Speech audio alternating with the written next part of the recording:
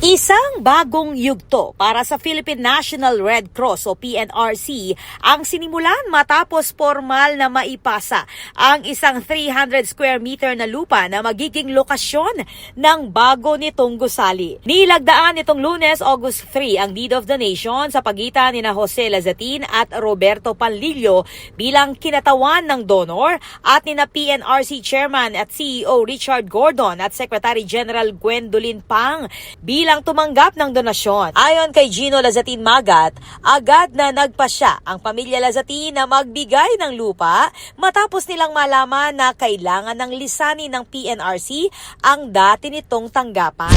Sabi nga namin earlier, we want to continue what the family has started.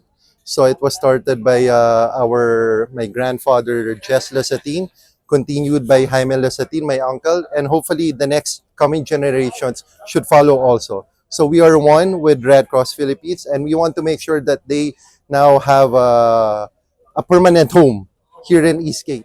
Sinabi naman ni dating San Fernando Vice Mayor Jimmy Lazatin na mahigit 4 na dekada nang sinusuportahan ng kanilang pamilya ang PNRC. Isang advokasyang sinimulan pa ng kanilang lolo na si Serafin Lazatin. Philippine National Red Cross actually and the Lazatin family have been this is the ako ang third generation.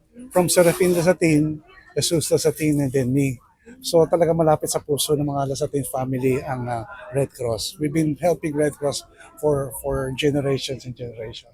Nagpasalamat si PNRC Secretary General Gwendolyn Pang sa donasyon at sinabi na malaking tulong ang lokasyon ng lote upang mapabilis ang pagtugon ng organisasyon sa panahon ng emergency at kalamidad.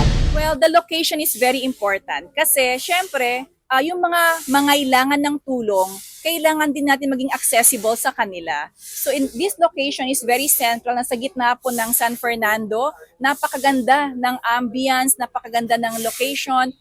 This will be a very modern, facility for the Red Cross. Itong location na to is very important kasi madali kaming punta ng mga tao at madali kaming mag-responde. In case of may accident sa mga main roads, makaka-deploy po kami agad-agaran. Isa sa mga challenges namin yung expressway. Ang hirap punta ng expressway kung malayo kami. Now, nakita ko, pagpasok ko kanina, pagpasok ko pa ng Pampanga ay, sabi ko, nasa expressway lang pala kami malapit. So, in case of any emergency, we can easily respond sa expressway, hindi lang dito sa loob ng Pampanga. Ayon naman kay PNRC Chairman at CEO Richard Gordon, patuloy na naipagpapatuloy ng Red Cross ang humanitarian services nito dahil sa suporta ng mga pribadong individual at mga partner. Today is with extreme pleasure and honor to be with the Lazatin family and to be with my family in Pampanga chapter. Both of you are working together to make sure that Pampanga remains safe, independent, and always ready to assist. To be first, to be ready, and to be always there at all times.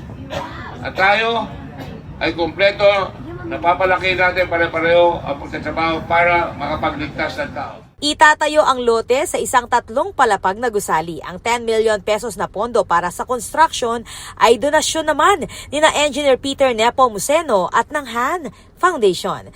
Matapos ang ceremonial signing, isinagawa na rin ang capsule laying at groundbreaking ceremony na dinaluhan ng mga opisyal ng PNRC Angeles Pampanga Chapter, Han Foundation at iba pang bisita. Ako po, Patricia Mamangon para King News Force Pampanga Balitang Tutuking Balen, susuyo.